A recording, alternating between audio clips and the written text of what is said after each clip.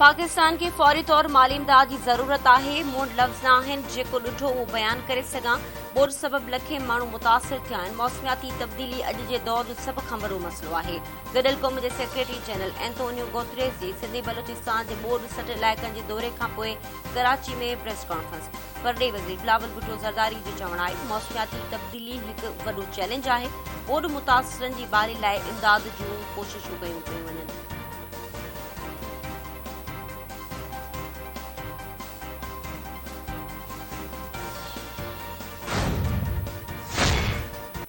गॾियल क़ौम जे secretary general जो सिंध ऐं बलोचिस्तान जे ॿोॾि सट इलाइक़नि जो दौरो। लाड़काणे में एंटोनियो गुतेरेस खे मुंहिं जे दड़े जे क़दीम आसारनि खे ॿोॾि ऐं बरसातुनि सबबि नुक़सान बाबति आगाही ॾिनी वई।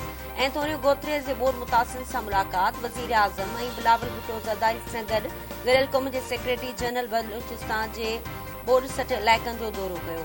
एंटोनियो गुतेरेस खे बलोचिस्तान में ॿोॾि जी तबाहकारियुनि बाबति ब्रीफिंग ॾिनी वई।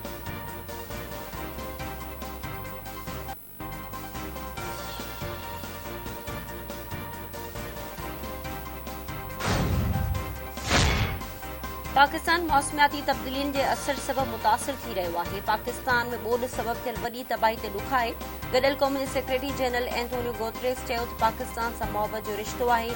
ॿोॾि मुतासिरनि सां यकजहती जे इज़हार लाइ पाकिस्तान जो दौरो कयो। वज़ीर आज़म ऐं ॿियनि अख़्तियारियुनि पाकिस्तान में ॿोॾि जी तबाहकारियुनि बाबति ब्रीफिंग ॾिनी आहे।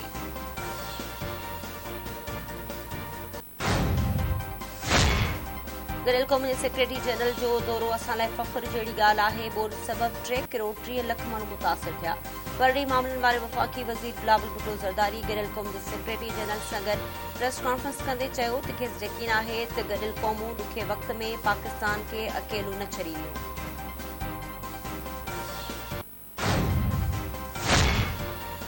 Army chief general Qamar Javed Bajwa अॼु दादू ज़िले जे ॿोॾि मुतासिर इलाइक़नि जो दौरो कंदो। ISPR मौजूद जनरल कमर जावेद बाजवा मेहड़ के इंचार्ज जोई ऐं मंछरु जो फ़िज़ाई मुआइनो कंदो।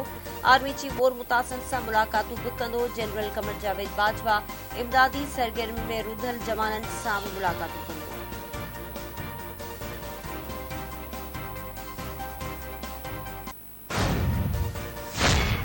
दादू भरिसां पीरशाह वटां ॾिनल रिंग बंदि टुटी पियो। पाणी ख़ुदाबाद तरफ़ वधणु लॻो। घारेबाद पाणी ख़ुदाबाद ऐं दादू जेल तरफ़ वधणु लॻो।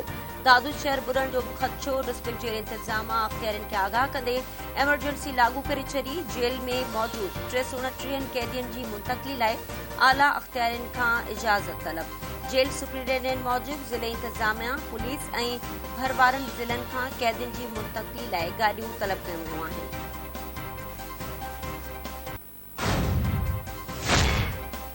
सूबाई वज़ीर शर्जील मेमन ऑरेंज लाइन मनसूबे जो इफ़्तिताह करे छॾियो। इत्तलात ऐं ट्रांसपोर्ट जे सूबाई वज़ीर चयो आहे त मनसूबे सां शहरियुनि खे बहितरीन सफ़री सहूलियत मिलंदी। हीअ दुनिया जी सभ खां सस्ती बस सर्विस आहे। बस जो भाड़ो 10 खां 20 रुपयनि ताईं आहे। अवाम जी ॾुखियाई खे नज़र में रखी घटि भाड़ो रखियो वियो आहे। कराची जे शहरियुनि खे बहितरीन सहूलियतूं ॾिनियूं पयूं वञनि। ऑरेंज लाइन लाइ 100% फंड सिंध हुकूमत ॾिनो।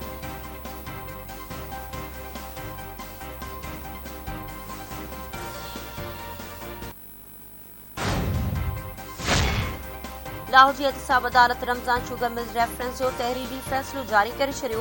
फ़ैसिले तहत शहबाज शरीफ़ ऐं हमज़ा शहबाज जो रेफरेंस नैब चेयरमैन खे वापसि मोकिलियो वियो। अदालत तहरीरी फ़ैसिले में ॼाणायो आहे त एहतसाब ब्यूरो लाॻापियल फॉरम ते रेफरेंस दाख़िल करे शहबाज शरीफ़ ऐं हमज़ा शहबाज लाॻापियल फॉरम ते पेश थियनि। नैब तरमीमी एक्ट 2022 तहत एहतसाब अदालत वधीक ट्रायल जो अख़्तियार नथो रखे। ॿिन्ही जवाबदारनि 5-5 लख जा श्योरिटी बॉन्ड जमा कराया।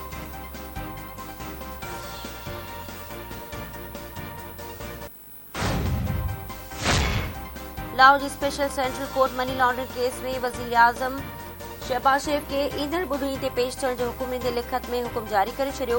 हुकुमनामे में हिदायत कई हुई त शहबाज शरीफ़ ईंदड़ ॿुधणी ते अदालत पेश थिए। शहबाज शरीफ़ जे वकील हाज़िरी खां छूट जी दरख़्वास्त जमा कराए छॾी। दरख़्वास्त मूजिबि शहबाज शरीफ़ केतिरनि ई अहम मामलनि में मसरूफ़ आहे।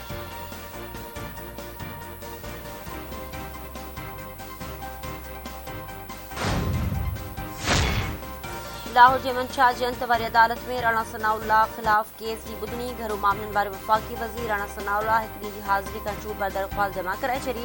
दरख़्वास्त में मौक़फ़ अख़्तियार कयो वियो त राणा सनाउल्लाह सरकारी मसरूफ़ियतुनि सबबि पेश नथो थी सघे। अदालत राणा सनाउल्लाह जी हाज़िरी खां छूट वारी दरख़्वास्त मंज़ूर करे वरिती। केस जी ॿुधणी 15 ऑक्टोबर ताईं मुलतवी कई हुई। अदालत राणा सनाउल्लाह जा अकाउंट मुंजमिद करण वारी दरख़्वास्त ते वधीक दलील तलब करे वरिता।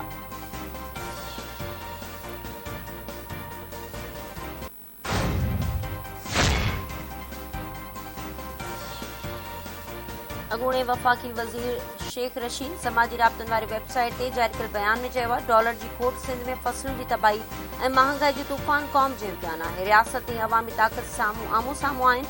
अदालती ऐं क़ानूनी जंग में अदलिया ते वॾी ज़िम्मेवारी अची वई आहे। क़ौमी बर्दाश्त जवाब ॾेई चुकी आहे। हुकुमरान अञा ताईं सूबनि में गवर्नर बि न लॻाए सघिया आहिनि। परॾेही पॉलिसी में दोहा मीटिंग खां पोइ वॾो यू टर्न अची वियो आहे ऐं मुल्क में इमदाद न पर हुकुमनामा अची रहिया आहिनि।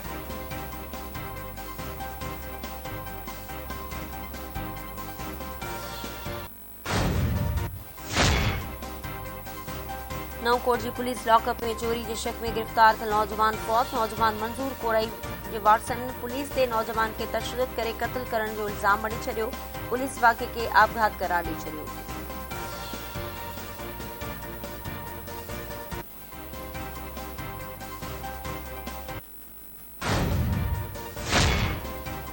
सिंध ऐं बलूचिस्तान ऐं ख़ैबर पख्तूनख्वा में अॼु खां बरसातुनि जो नओं सिलसिलो शुरू। मिठी, नवकोट, झुडो, बदीन, टंडो बागो, शादी लार्ज में हवा सां गॾु मींहुं रोड रस्ता पाणी हेठि अची विया। अॻुवाटी बरसातुनि ऐं ॿोॾि सबबि मुतासिर थियल इलाइक़नि में 14 सेप्टेम्बर ताईं वक़्फ़े वक़्फ़े सां मींहुं पवंदो।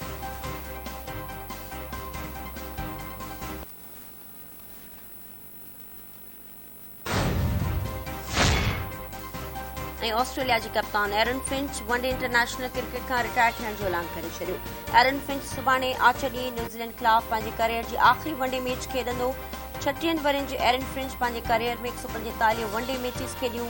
एरन फिंच जो चवणु आहे त हीउ वक़्तु बहितरीनु आहे त हू ईंदड़ कप्तान खे बि टीम तयारु करण जो मौक़ो ॾिए।